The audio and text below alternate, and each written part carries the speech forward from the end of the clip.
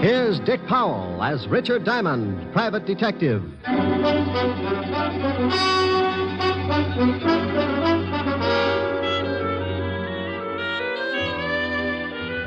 Hello there, this is Diamond. About the most strenuous effort I might give out during a working year is maybe chasing some thug up the escalator at Bloomingdale's department store. But last week I really outdid myself. The all-stars of the police force challenged the private detectives to a baseball game for the benefit of the vice squad. And I wound up stiffer than a pair of starched overalls. Because the private detectives are quick to take advantage of the slightest opportunity, by the 8th inning, we realized the need for some immediate strategy. The score at that point was 6-4, the cops leading. So I got hold of a little blonde I knew and had her walk across the infield in a sweater. The idea was to disturb the opposing team and take their minds off the game. It would have worked, but it seemed that since I had last seen my little blonde friend, she'd become quite a favorite with the police force, so they just waved hello and went about their business. My drooling colleagues, however, had not come in contact with said hunk of fluff, and before the game was over, 3 of them had picked up the bat boy and tried to bunt with him. You may have read where the police force finally beat us. Close game, 37-4. But I want to say right here and now, they never could have done it without that sweater. And oh, yeah, I got mixed up in a little honest murder the next day.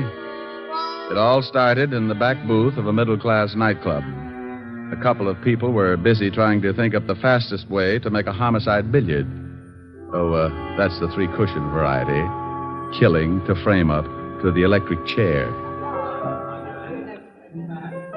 Leon, are you sure this will work? You want to get rid of that old man of yours, don't you? You know I do. Well, I got a wife that I want to dump, too. This letter from her is going to fix it so we both end up very unmarried. Are you sure they'll blame it on Martin? Sure, I'm sure. When they find him with this letter and his own gun and the dead body of my dear little wife, they'll slap him in the chair so fast he won't know what happened. Who's going to find him with the body? That's your job, baby. I'll get the letter to your husband, and you swipe his gun and get it to me. And you go get yourself a private detective and tell the shamus that you suspect your husband of running around with another girl. You and the shamus tail your husband. I'll have it timed so you catch him with the goods right after the killing. Well, all right. I hope it works. It will if you want it to, baby. I want it to. Because I want you. Yeah. Yeah, and all that nice money your husband's going to leave you. Leon. Come here, June. Yeah.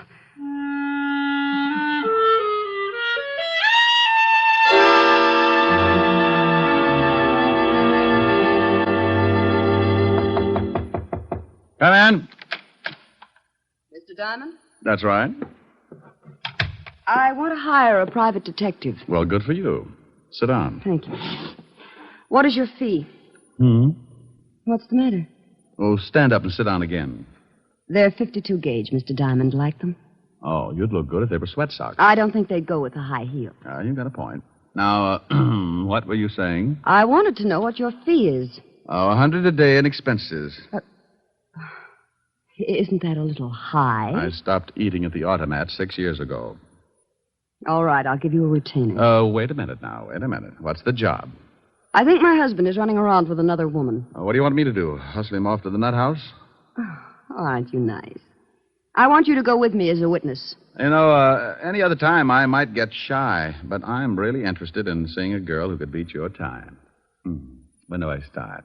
Meet me in front of my house at 10 minutes to 8. My husband leaves around 8. What's the address? 521 East 58th Street. My name is Hyers, Mr. Diamond. June Hyers. All right, June. I'll see you at 10 to 8. Now, excuse me, but about that retainer. Oh, yes, that. Here's $100. Is that enough? It'll keep me interested. What's your husband's name? Martin. I'll see you this evening, Mr. Diamond. Oh, one more question. Yes? Why haven't you and your husband been getting along? A lot of reasons. By the way, Mr. Diamond, how old are you? Well, I'm frisky, but I passed the foolish mark when I was 3.5. Did you? Goodbye, Mr. Diamond. I wonder if I did. Diamond Detective Agency, with men who know the corpses best, it's Diamond 2-1. Rick. Oh, Helen. Hello, baby. What are you doing? What gauge nylons do you wear, dear? 52. Why? No, nothing. Oh, Rick, are you going to buy me a present? Oh, you never can tell. I was just looking at a pair a few minutes ago. Rick, Yeah? where were you looking at them? What kind of a question is A that? very good question. Have you got a girl up in that office? Helen. Don't you Helen me, have you? Well, I give you my word I haven't. All right, was there a girl in your office? Was there? Well, a client. I got a $100 retainer. I don't care if she gave you the George Washington Bridge. You were obviously looking at her leg. Well, I couldn't help it. She sat on that way. Now, look, honey, she's just another client. With 52-gauge nylons. Would you do count the threads? Oh, can you do that? Oh, you wolf. Yeah, but you're the only one who gets the benefit of my talents. You can put the soft soap away. When am I going to see you? I got some business at 8. I'll be over later. Well, I'm going to stay mad until you get here. And you're going to tell me all about those nylons. I'll be sure and do some research. Bye.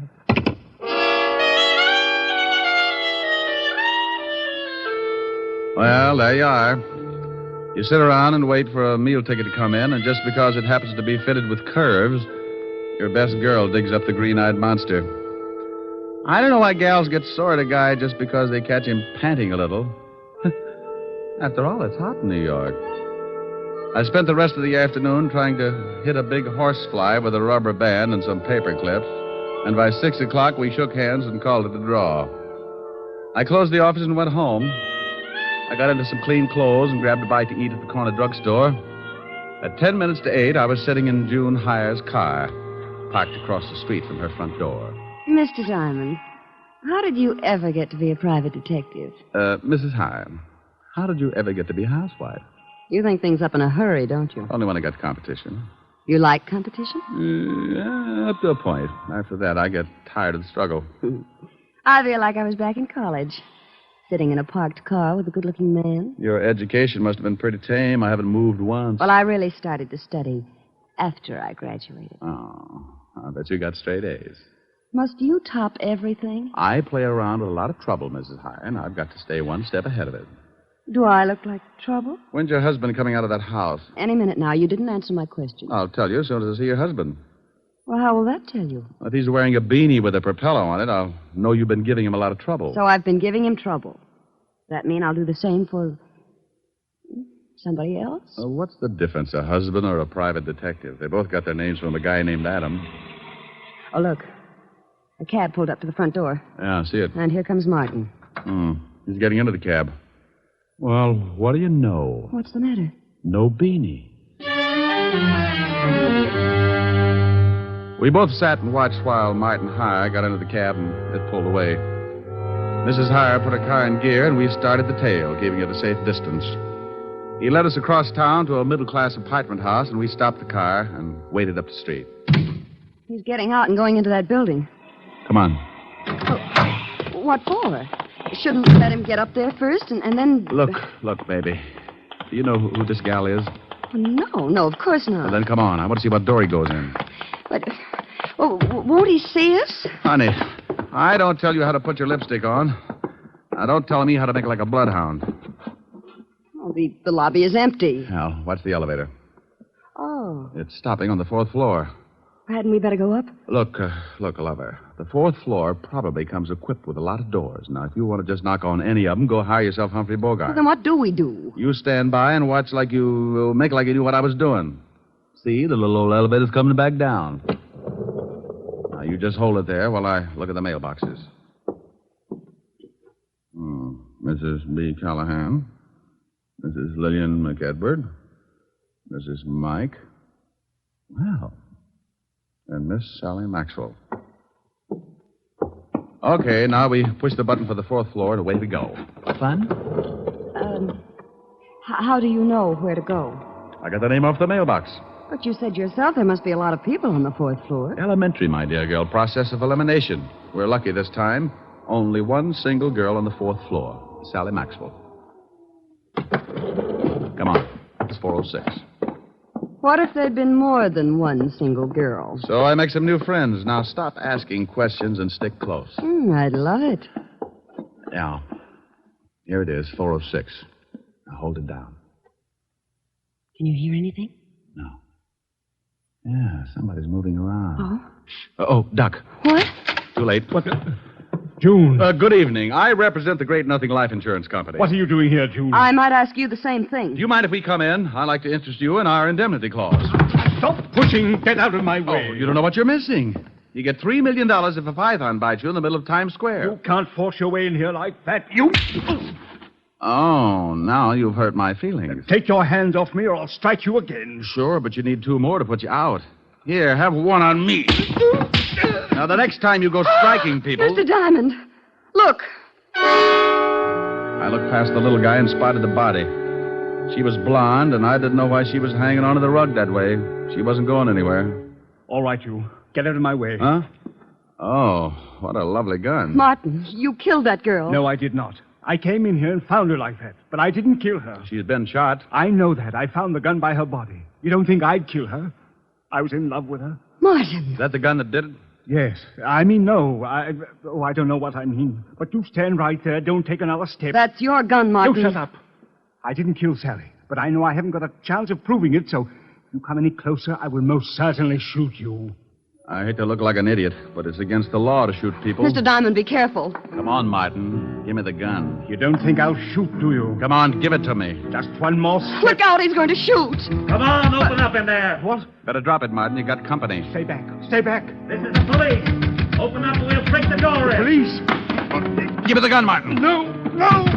Let him in, June. Before Levinson tears down the whole wall. I've got Martin. Yes, all right. I didn't do it. I didn't do it.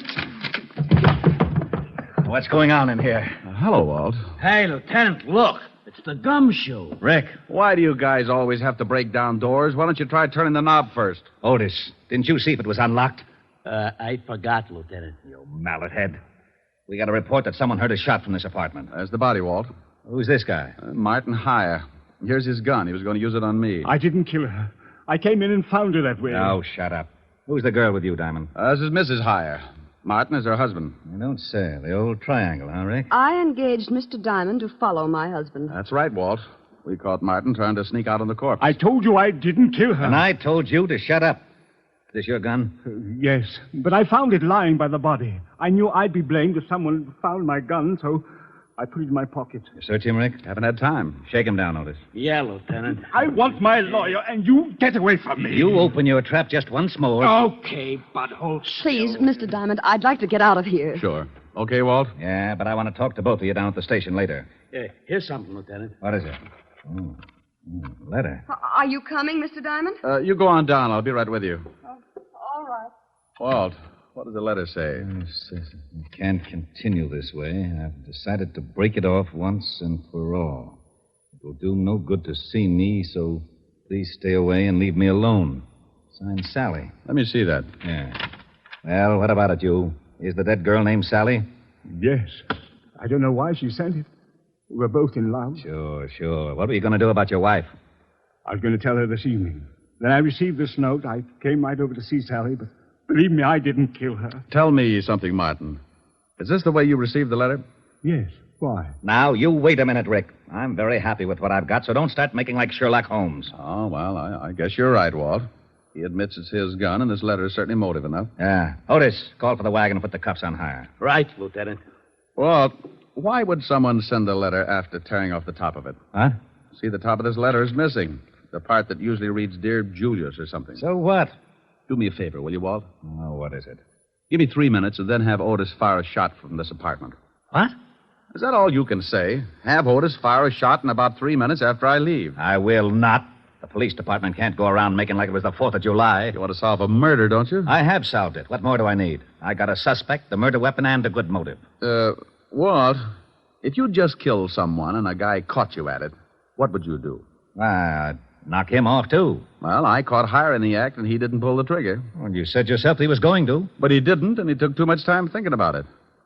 Walt, I can't remember hearing a shot when I came in this building. So you didn't hear a shot. Maybe you couldn't. Well, that's what I want to find out. I was right behind Martin all the way up to this apartment, and I didn't hear a shot.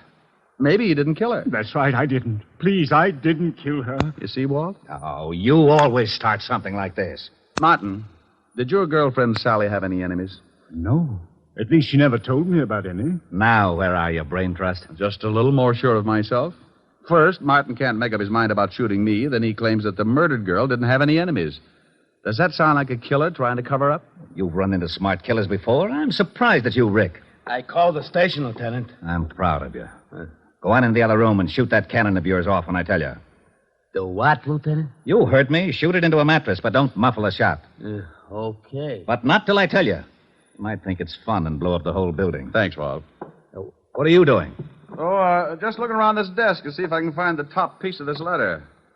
Oh, Martin, are you sure that your girlfriend didn't know anyone who might want to kill her? She never said she was in danger. But you might ask her husband. Her husband? Oh, swell. Why didn't you say something about her husband before this? You didn't ask. Oh. Who is her husband? His name's Leon Fisk. The gambler? Yes. Oh. Bye, Walt. Now, you wait a minute. Have Otis start making like a Roman candle 3 minutes after I leave. What's that you've got in your hand? Huh? Well, it's a piece of stationery from the desk that matches the stationery this letter was written on. You can't take that letter. It's evidence. What is? That letter the murdered girl wrote to this guy. Well, how do you know she wrote it? Because this guy said so. Yes, but I'm not sure. It could be forged. See, Walt, maybe she didn't write it. Well, that's why I want it. The lab will be able to tell from other samples of her handwriting. Tell what, Walt? Who wrote that letter? Well, don't you know? Of course I don't know, but we found it on this guy and it's police evidence. Why? Why? Well, because it just is, that's all. Well, anybody could have written it. You could have written it, Martin. Yes, I guess I could. And send it to yourself? Why would I send it to myself, Lieutenant? You wouldn't. That's why it's important. You mean the letter itself or the fact that he couldn't have sent it to himself? Both reasons. Well, if he couldn't have sent it to himself, that eliminates him as a suspect. It does? He didn't do it. Did you, Martin? No. See, Walt? Now, wait a minute. Why do I always get into something like this? You asked me if I sent the letter to myself. You shut up. And you said he couldn't have. That's right, he couldn't. Then someone else did. Of course they did. Okay, then as long as you're not so sure it's important, I'm going to take it with me. Who says it's not important? Well, if he didn't send it to himself, then someone else did. And if someone else did, the murdered girl couldn't have, so anyone could have sent it. Isn't that right? Say that again? He said if I didn't send the letter to myself, then I couldn't have gotten it. No. He said you couldn't have sent the letter to... No, wait a minute. You couldn't have written it to... To myself. Yeah, so someone else wrote it and sent it to the murdered girl and... No. Send it to me. You're crazy. I distinctly heard him say... Walt. Yeah? After you figure it out, be sure and have Otis fire that shot. I'm going to see Leon Fisk. Okay. Now, let's start it again. If I didn't... If somebody didn't... If you didn't... If I didn't what? Lieutenant? Oh. What is the matter, Lieutenant? He did it again. And you helped him. You rat, I'll see that you get the chair even if you didn't kill her. What did I do? You shut up.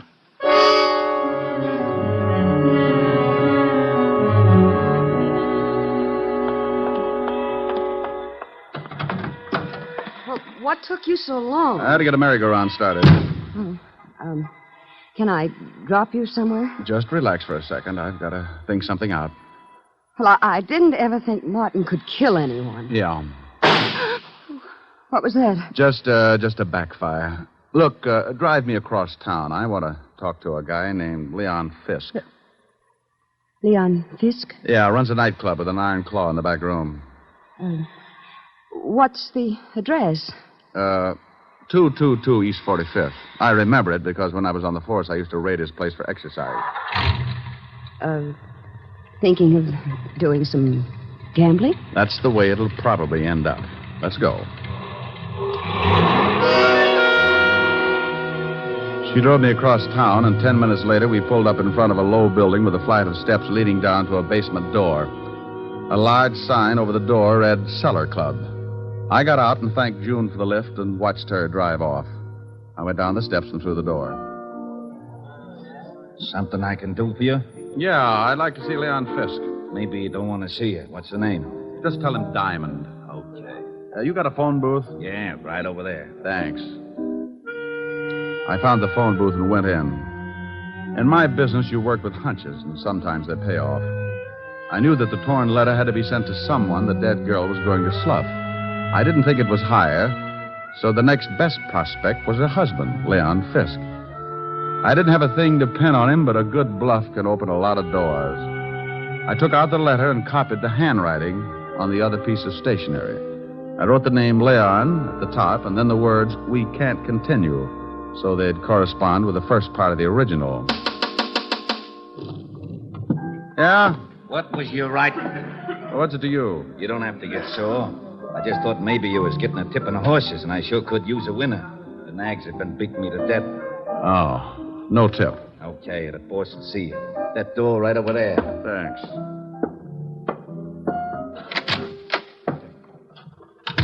Well, Diamond, it's been a long time. I haven't missed you, Leon. What brings you here? Your wife was killed tonight. Sally? One's usually the limit. That's too bad. How did it happen? I thought maybe you could tell me. I don't know anything about it. Ever see this letter before? Hey. What's the matter? That's your wife's handwriting, isn't it? Yeah. It says, Leon, we can't continue. Then the writing stopped. Oh, so what? Well, the guy the police are holding got a letter from Sally, too. It started the same way, but it wasn't addressed to anyone. The top was torn off. You know what I think? No, tell me. I think she started one letter to you, then threw it away and wrote another one. I think you sent the second to Martin Hyer after tearing off the name Leon. Go on, Diamond. You didn't count on her starting a second one, so you went up to her apartment and killed her with Martin's own gun. Oh, with his own gun. Maybe you can tell me how I got it. Oh, I think so. You had to know a lot of things before you could kill your wife.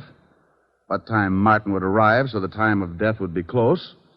You had to have his gun to leave by the body, and you had to have a witness who would swear Martin killed her.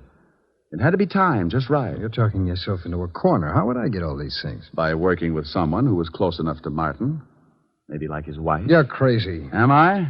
She just drove me to this place. So what? A lot of people know this place. She told me she didn't. So I gave her an address 8 doors down, but she pulled up right in front of your door. Well, that could happen. It was too pat, Leon. Getting me to come to her place at 10 minutes to 8 and knowing her husband would leave close to 8. She had to know it because that letter was delivered just before I got there. Think you can prove it? You made one mistake. I didn't hear a shot when I got to your wife's apartment. I found out later that you could hear one all the way down in the street. Your wife was killed before Martin went into that building. Probably when you saw his cab pull up. Well, anyway, it's enough to hold you on, and I think we can prove later on that you've been seeing June Hyers. You're a pretty smart shamus, Diamond. Oh, you mean you admit it? Okay, baby, come on in. June, come on out of there. Leon, are you crazy? Well. I didn't know you kept your back room stocked with nylons, Leon. Yeah. I guess you two don't need any introductions. Why did you have to drag me into this? You heard what Diamond said. He knows all about it. You got the car out back? Yes, but what are we going to do with him? Diamond? Well, he's going swimming with a barrel of cement. Lieutenant Levinson wouldn't like that. He knows I came here. You're lying. Wait a minute, maybe he isn't. Diamond was upstairs with him for quite a while. Okay, so we'll have to hurry things up. Leon, you can't shoot him. Yeah. You should know it's not polite to point. I'm not going to knock him off here in the office. We'll take him in the car and do it later. No, Leon. What do you mean, no? It was your idea to kill your wife. I just helped get the gun. I'm not going to be along if you kill Diamond. You're going to be right with me, baby, because you're in this up to your pretty neck, and I need that car. I'm not going to do it. Oh, yes, you are. Oh, you and Diamond go swimming together. Leon. Give me that gun. Let me go. Come on, drop it. You go to the devil. June, come back here. I'm getting out. You got me into this mess. Come back here, you dirty little tramp. Don't you take that car. You're not going anywhere, Leon. You want to bet? I'll fix you, Diamond. He hit me with the butt of his gun, and I went down like the price of wheat in July. As I picked myself up, I watched him run for the back door. June, wait for me. You're not going to leave me here to take a rock. I got my gun out and stumbled over to the window and looked out just as the car started up. I spotted Leon with a gun in his hand. He looked mean enough to start shooting with it. He did.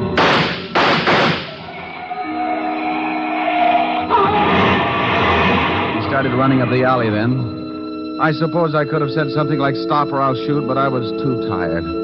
I just rested my arm on the window and let him have it.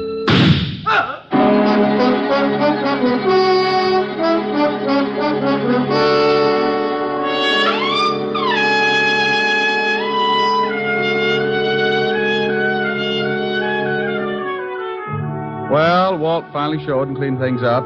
I was bleeding again, so I headed for 975 Park Avenue and my usual first aid station.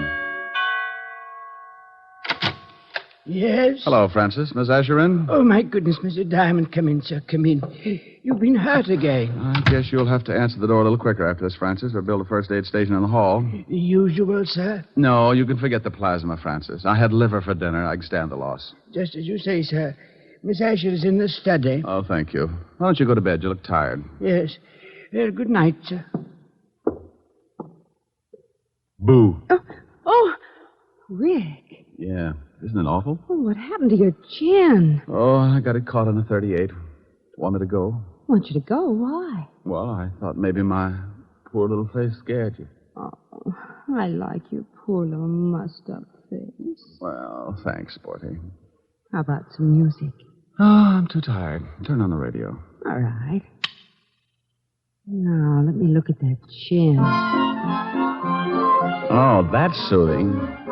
Hey, you shut that radio off. I'm trying to sleep. Now, what is that? Oh, it's that crabby old neighbor. Oh, it is, huh? Now, Rick, don't get mad. I'll turn it off.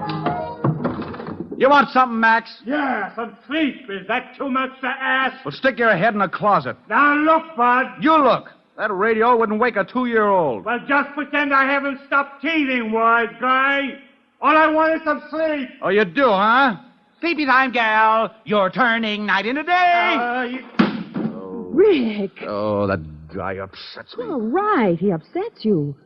That's too pretty a song to sing like that. No. Now, you do it right, or I'm going to be mad. Well, honey, then that's the last thing I want you to be. Now, cuddle up on the sofa. You comfy? Mm-hmm. Don't be mad now, baby. Sleepy time, gal. You're turning night into day. Sleepy time, gal. You dance the evening away. Oh, that's wonderful. Before each silvery star fades out of sight. Please give me one little kiss, then let us whisper goodnight. It's getting late, and baby, your pillow's waiting. Sleepy time, gal, when all your dancing is through. Sleepy time, gal, I'll find a cottage for you. You'll learn to cook and to sew. What's more, you'll love it, I know. When you're a stay-at-home, play-at-home, 8 o'clock, sleepy time, gal. Well, how was that, baby? Helen. Helen. Well, how do you like that? She snores, too. Hey, you! Max! Yeah, now what do you want? How about a game of gin? I'm lonesome.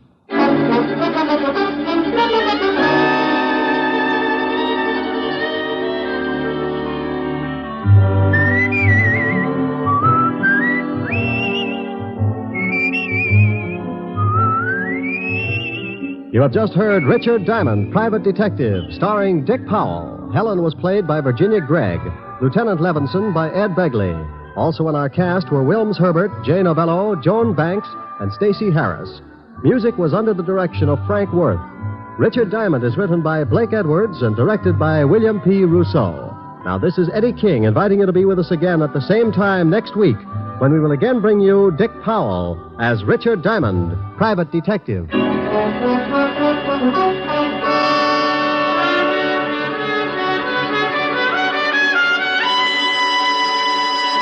This program has come to you from Hollywood. This is NBC, the national broadcasting company.